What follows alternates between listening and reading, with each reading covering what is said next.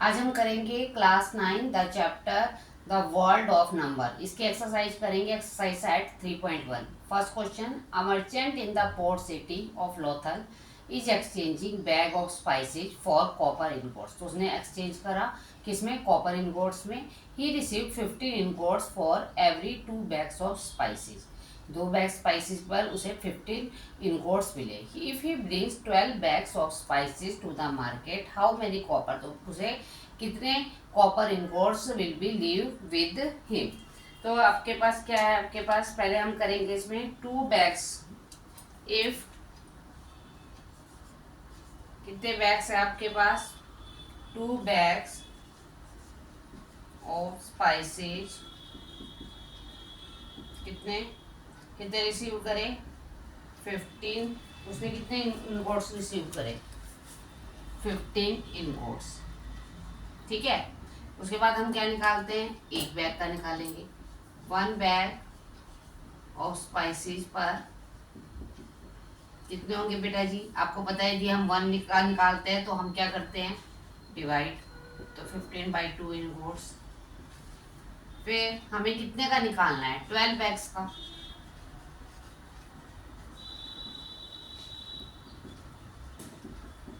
तो हम 1 से ज़्यादा निकाल रहे हैं तो देन वी मल्टीप्लाई। तो कितने आ गए? 90 इनगोट्स। अब आंसर क्या आएगा आपके पास इसका? How many copper ingot will he leave with him. तो ही विल लीव कितने? 90 ingots with him. Okay. Now question number 2। Look at the sequence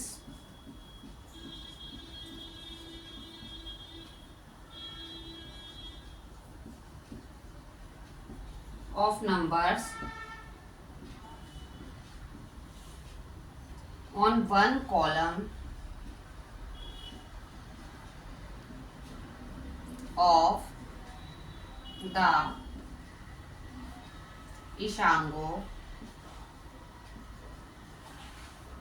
born 11, 13, 17, 19. What do these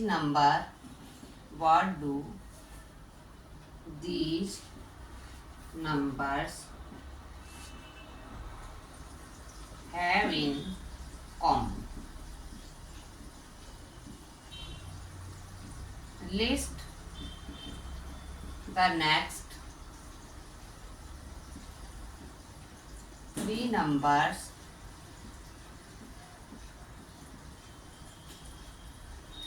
that fit this pattern. देखो क्या है आपके पास।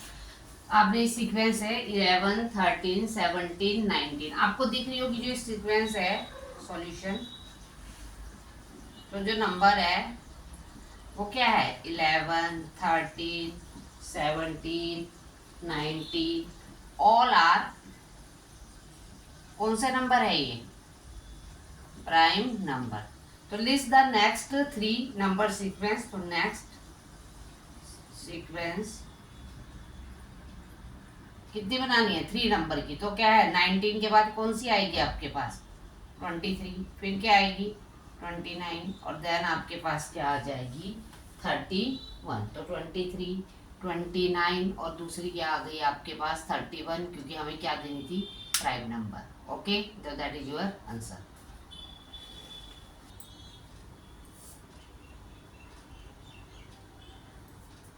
Question 3। We know that natural number are closed under addition. आपको पता है कि जो नेचुरल नंबर है वो क्लोज्ड अंडर एडिशन होता है। The sum of any 2 natural number is always natural number. Are they closed under subtraction? क्या वो सब्ट्रैक्शन के क्लोज भी हो सकता है? तो आपको एग्जाम्पल भी देने हैं। क्या है आपके पास सॉल्यूशन? देखो कुछ भी नहीं है, सिंपल सी बात है। नेचुरल नंबर यदि सब्ट्रैक्शन होती है तो नहीं हो सकते। तो क्या लिखना है? Are they close under subtraction? Natural number are not closed under subtraction. चलो एग्जाम्पल दे देते हैं हम आपको। फॉर एग्जाम्पल देखो, फॉर एग्जाम्पल क्या कर लेते हैं, कुछ भी ले लो। मान लो मैंने ले लिया 3 माइनस, चलो 4 माइनस 3 ले लिया, तो 4 माइनस 3 क्या हुआ 1। तो 1 क्या है आपके पास, यस नेचुरल नंबर है। लेकिन यदि हमने 3 माइनस 4 लिया, वो तो -1 आया, तो it is not natural number. बताया ना आपको, नेचुरल नंबर 1 से स्टार्ट होते हैं, 1 2 3 4 5। तो आपके पास -1 तो नेचुरल नंबर नहीं है। Okay, next question. Ancient Indian use the joint of their finger to count a practice still seen today. Each finger has 3 joint and the thumb is used to count them. How many can you count on one hand? How does this relate to the ancient base 12 counting solution? तो देखिए आपके पास क्या है, आपके 12 counting system. तो पहले आपके पास सॉल्यूशन। अब सॉल्यूशन में क्या है आपके पास, ईच फिंगर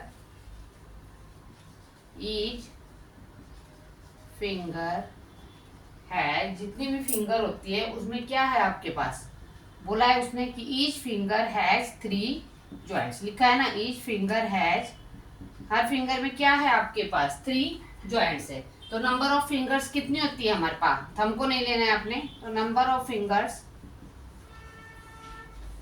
कितनी है आपके पास 4। फिर टोटल ज्वाइंट इन 4 फिंगर। अब टोटल ज्वाइंट कितने होंगे 4 फिंगर में, total joint in 4 fingers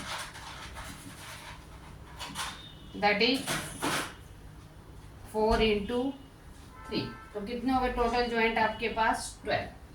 so we can count up to 12 using. तो इसलिए हम क्या कर सकते हैं, so we can count up to 12 using 1